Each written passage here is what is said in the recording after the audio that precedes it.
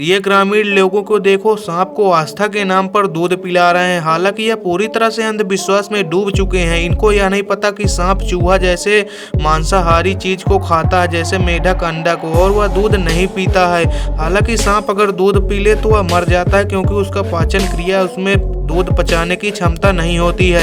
इस प्रकार से इन लोगों को पता होना चाहिए कि सांप दूध नहीं पीता। दोस्तों, आप भी सांपों को दूध न पिलाएं, और सांप काटे तो तुरंत हॉस्पिटल जाएं और एंटीवेनम लें। और इस वीडियो को ज़्यादा से ज़्यादा शेयर करें, ताकि लोगों को पता हो सके कि दूध सांप ना पीता है।